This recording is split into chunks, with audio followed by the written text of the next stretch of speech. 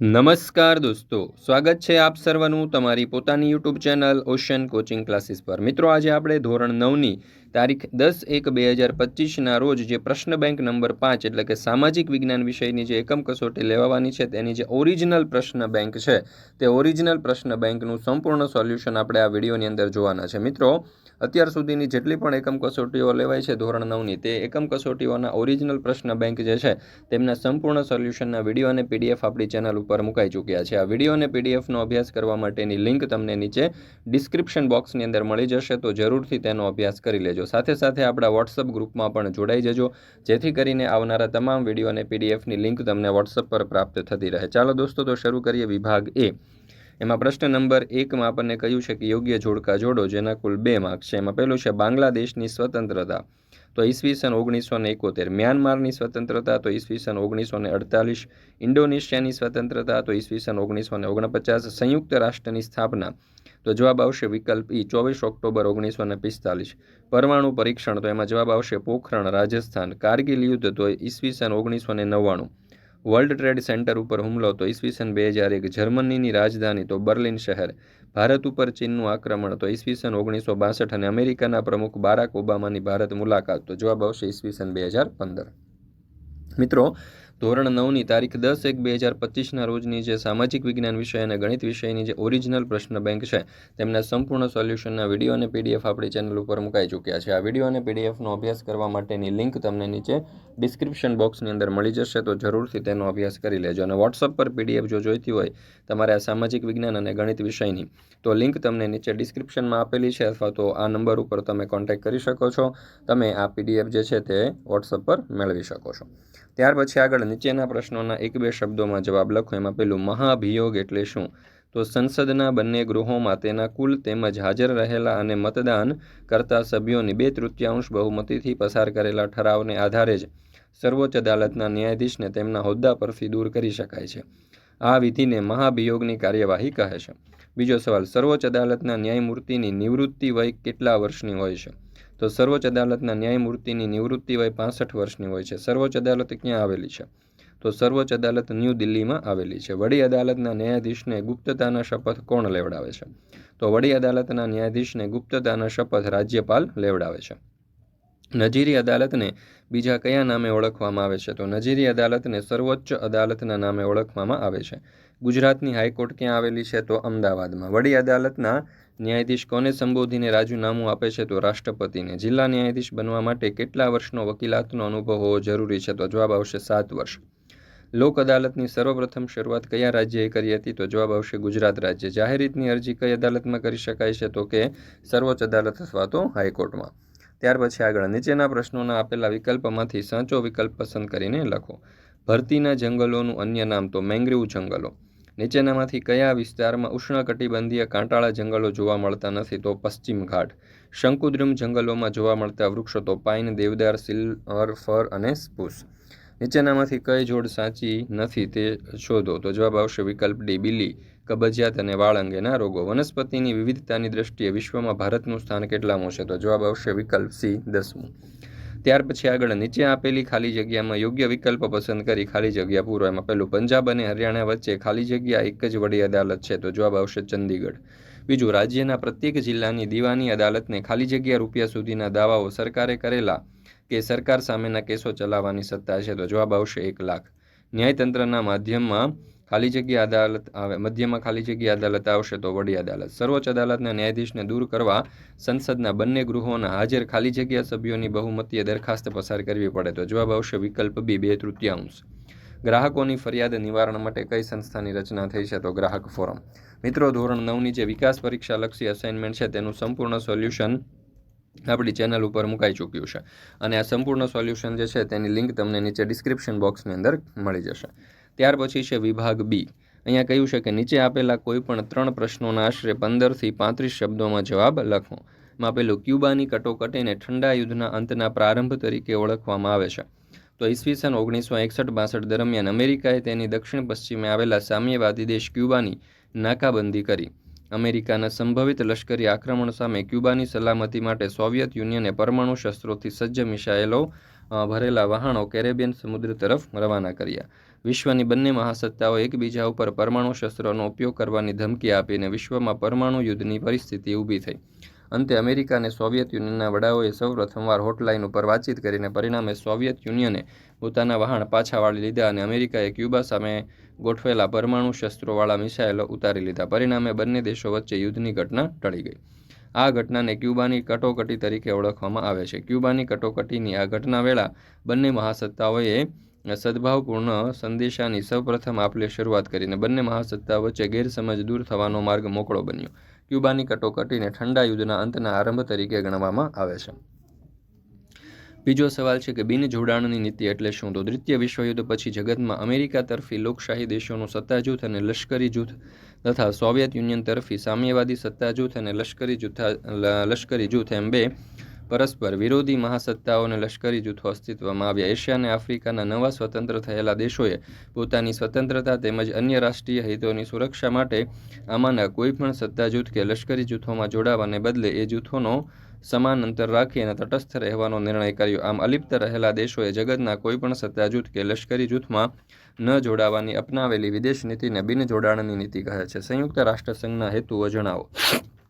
વિશ્વમાં આંતરરાષ્ટ્રીય શાંતિ અને સલામતી જાળવવી, શાંતિને અવરોધરૂપ બાબતોને અટકાવવી કે દૂર કરવી, આક્રમણના કે શાંતિભંગના બનાવોને નાબૂદ કરવા, અસરકારક સામૂહિક પગલાં ભરવા, દરેક આંતરરાષ્ટ્રીય વિવાદ કે ઝઘડાનો શાંતિમય સાધનો દ્વારા ઉકેલ લાવવો, આત્મનિર્ણય અને સમાન હકના પાયા ઉપર વિશ્વના રાષ્ટ્રો વચ્ચે પરસ્પર મૈત્રીભર્યા સંબંધો વિકસાવવા અને વિશ્વ શાંતિ જાળવવા માટે યોગ્ય પગલાં ભરવા, જગતના રાષ્ટ્રોની આર્થિક, સામાજિક, સાંસ્કૃતિક કે માનવતાવાદી સમસ્યાઓનું નિરાકરણ લાવવા માટે આંતરરાષ્ટ્રીય સહકાર પ્રાપ્ત કરો, જાતિ, ભાષા, લિંગ કે ધર્મના ભેદભાવ વિના વિશ્વના બધા જ લોકોના માનવ અધિકારો અને મૂળભૂત સ્વતંત્રતાઓ પ્રત્યે આદરભાવ ઉત્પન્ન કરો, વિશ્વમાં એકતા અને બંધુત્વની ભાવના વિકસાવી. ત્યાર પછી ચોથો, ભારત અને રશિયા વચ્ચે ગાઢ મૈત્રીભર્યા સંબંધો રહ્યા છે, વિધાન સમજાવો. તો રશિયાએ હંમેશા જમ્મુ કાશ્મીરના પ્રશ્નમાં ભારતનો પક્ષ લીધો છે. સંયુક્ત રાષ્ટ્રોની સલામતી સમિતિમાં કાશ્મીરના મુદ્દે ભારત વિરુદ્ધ ઠરાવ પસાર ન થાય એ માટે રશિયાએ અનેક વખત પોતાનો વીટોનો સત્તાનો ઉપયોગ કર્યો છે. તેણે કાશ્મીરના પ્રશ્ન વૈશ્વિક સ્તર ઉપર ભારતના મતનું સમર્થન કર્યું છે. આમ ભારત અને રશિયા વચ્ચે ગાઢ મૈત્રી સંબંધો પ્રવર્તે છે. નાટો અને CO2 વિશે સંકલ્પનાઓ લખો. તો નાટો એ સોવિયત યુનિયન અને તેના સામ્યવાદને અંકુશિત કરવાના ઉદ્દેશ્યથી એપ્રિલ 1949માં અમેરિકાની પ્રેરણા અને નેતૃત્વ હેઠળ ઉત્તર એટલાન્ટિક મહાસાગરના કિનારે આવેલા પશ્ચિમી લોકશાહી દેશનું એક લશ્કરી સંગઠન રચવામાં આવ્યું. તે નાટો એટલે કે નોર્થ ઇસ્ટ એટલાન્ટિક ટ્રીટી ઓર્ગેનાઇઝેશનના નામે ઓળખાય છે. અને CO2 એ ઇંગ્લેન્ડ અને અમેરિકાએ દક્ષિણ પૂર્વ એશિયાનું સામ્યવાદી વિસ્તારવાદ સામે રક્ષણ કરવા માટે ઈસવીસન 1945માં CO2 નામના લશ્કર જૂથની રચના કરી. ત્યાર પછી છે છઠ્ઠો સવાલ, પરમાણુ બીર પ્રસાર સંધિ એટલે શું? ભારત તેના ઉપર કેમ હસ્તાક્ષર કર્યા નથી? તો જગતની પરમાણુ સત્તાઓએ પરમાણુ શસ્ત્ર અને પ્રક્ષેપાસ્ત્રોનો ફેલાવો જગતના અન્ય દેશોમાં થતો અટકાવવા માટે ઘડેલી સંધિ એ પરમાણુ બિન પ્રસાર સંધિ તરીકે ઓળખાય છે. પરમાણુ બિન પ્રસાર સંધિ પરમાણુ શસ્ત્ર અને પ્રક્ષેપાસ્ત્રો ધરાવતું મુખ્યત્વે અમેરિકા અને સોવિયત યુનિયન દેશો ઉપર કોઈ નિયંત્રણ મૂકતી નથી. તેઓ તેમના એ શસ્ત્રોમાં વધારો કરી શકે છે, પરંતુ એ શસ્ત્રોના ઉત્પાદન અને તેઓના દેશો ઉપર કડક નિયંત્રણ મૂકે છે. ત્યાર પછી છે સાતમો સવાલ, સર્વોચ્ચ અદાલતના ન્યાયાધીશની લાયકાત જણાવો. તે ભારતનો નાગરિક હોવો જોઈએ, 65 વર્ષથી વધુ વય ન હોવી જોઈએ, કોઈ રાજ્યની વડી અદાલતમાં ઓછામાં ઓછા સળંગ 5 વર્ષ સેવા બજાવેલી હોવી જોઈએ, અથવા તો કોઈપણ રાજ્યની વડી અદાલતમાં 10 વર્ષ સુધીની સળંગ વકીલાત કરેલી હોવી જોઈએ.